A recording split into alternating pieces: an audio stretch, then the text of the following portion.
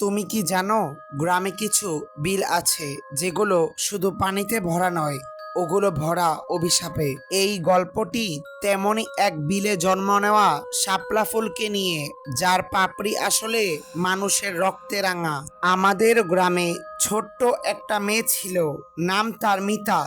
সে পড়াশোনায় ভালো, শহরে যেতে চাইতো, কিন্তু গ্রামের মানুষ তাকে নিয়ে হাসাহাসি করত, কারণ মিতা কখনো কুসংস্কার মানত না।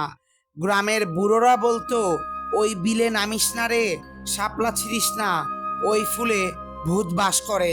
কিন্তু মিতা ভেবেছিল এরা শুধু ভয় দেখায়।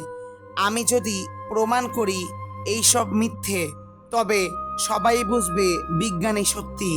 এভাবেই এক পূর্ণিমার রাতে সে সিদ্ধান্ত নিল ওই বিলে যাবে, ফুল তুলবে আর প্রমাণ করবে ভূত বলে কিছুই নেই। চাঁদের আলোয় বিলটা ছিল লাল ফুলে ভরা। দূর থেকে মনে হচ্ছিল ফুলগুলো তার দিকে তাকিয়ে আছে, যেন কারো চোখ। মিতার বুক ভয়ে ধরফর করতে লাগলো। হঠাৎ যেন ফিস ফিস করে কানে ভেসে এলো, মিতা, মিতা। তার নাম ধরে কেউ ডাকছে। সে ভাবলো হয়তো কল্পনা, কিন্তু ভেতরে ভেতরে তার সাহস আর ভয় দুটোই লড়াই শুরু করলো। সে পানিতে নামলো, একটা ফুল ছিঁড়লো, কিন্তু কাছে আনতেই জমে গেল। ফুল নয়, মানুষের ভেজা কালো চুল তার হাতে লেপ্টে আছে। তারপর চারপাশের ফুলগুলো একসাথে দুলে উঠল, আর প্রতিটা ফুলের পাপড়িতে ভেসে উঠল মিতার নিজের মুখ।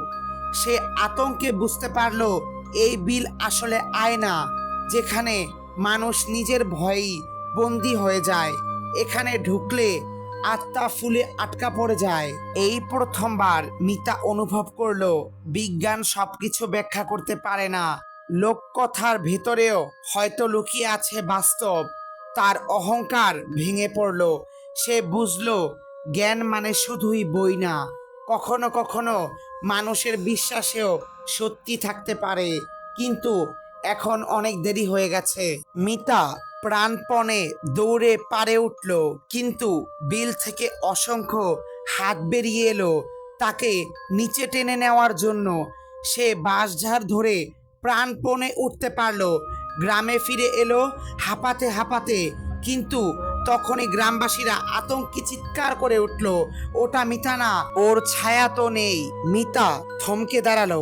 সত্যি চাঁদের আলোতে তার কোনো ছায়া নেই। আজও সেই বিলের পাশে পূর্ণিমার রাতে লাল ফুলগুলো দুলতে থাকে। লোকজন বলে প্রতিটা ফুলে একটা করে আত্মা বন্দি আছে। মিতার ছায়া হয়তো আজও দুলছে সেই শাপলার ভেতর। আর যখনই তুমি বিলে লাল ফুল দেখবে, মনে রেখো ওগুলো হয়তো শুধু ফুল নয়, ওগুলো হতে পারে কারো শেষ নিঃশ্বাস। আজকের এই গল্পটি এতটুকুই ছিল। যদি ভালো লেগে থাকে তাহলে অবশ্যই লাইক করে বন্ধুদের মাঝে ভিডিওটি শেয়ার করে দিন, এবং সবাই একটি করে সাবস্ক্রাইব করে ফেলুন। সকলকে আল্লাহ হাফেজ, আসসালামু আলাইকুম। পরবর্তী ভিডিওর জন্য অপেক্ষা করুন।